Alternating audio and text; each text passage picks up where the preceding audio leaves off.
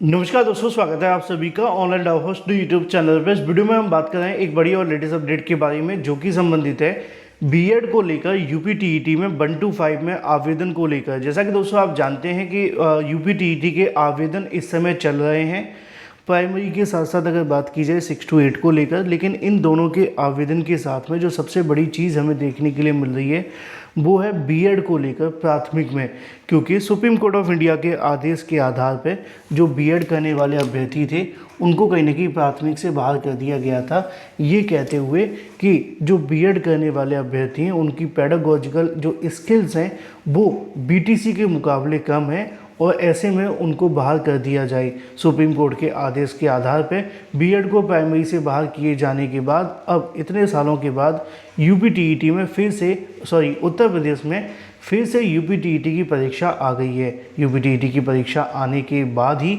एक बड़ी जानकारी फिर निकल कर के आ गई है यूपी में प्राथमिक में बीएड को शामिल करने के लिए रिव्यू के बारे में। यानी कि सुप्रीम कोर्ट अपने ही फैसले के खिलाफ, यानी कि जो उन्होंने 2023 में बीएड के लिए दिया था उसके संबंध में है। लेकिन इसी के साथ मैं आपको एक बात और बता दूं, अगर आप यूपी टीईटी की प्रिपरेशन कर रहे हैं, चाहे वो 1 to 5 की हो या 6 to 8 की, आप जानते हैं कि अच्छे नोट्स आपको कम दाम में मिलना नेक्स्ट टू इम्पॉसिबल है। लेकिन हम आपको हमेशा वही चीज़ें देते हैं जो आपके हमेशा काम की होती है। 199 रुपये, जिसमें आप 1 महीने का रिचार्ज भी नहीं करा सकते हैं, उसमें आपको लाइफ टाइम वैलिडिटी के साथ में यूपी टीईटी का कैश कोर्स मिलता है, जिसमें आप 1 to 5, 6 to 8 इसके अलावा 60,000 वन लाइनर और सभी सब्जेक्ट के इम्पोर्टेंट नोट्स आपको देखने के लिए मिलते हैं, चाहे वो बाल विकास, Hindi, English, Sanskrit, SST, EVS के। इसके अलावा 50 प्रैक्टिस सेट हों या 2011 से लेकर 21 या 22 तक जो परीक्षा हुई है उनके प्रीवियस ईयर क्वेश्चन हो या आपके सभी सवालों के जवाब, फुल सपोर्ट आपको मिलता है। लेकिन उसके लिए आपको करना होता है हमें व्हाट्सएप 7719676659, इस पर आप व्हाट्सएप करेंगे। कोर्स का आपको डाटा वहीं पे मिलेगा, आपको बस पेमेंट करनी है और पेमेंट करने के तुरंत बाद पूरा का पूरा कोर्स आप सभी को भेज दिया जाएगा। चलिए बात कर लेते हैं इस मामले को लेकर। मुझे बहुत सारे अभ्यर्थियों ने लगातार व्हाट्सएप के माध्यम से संपर्क किया। कई दिनों से कई अभ्यर्थी भेज रहे थे, बता रहे थे कि सर कुछ बीएड करने वाले अभ्यर्थी अपनी रिव्यू याचिका दाखिल करने जा रहे हैं सुप्रीम कोर्ट ऑफ इंडिया के अंदर।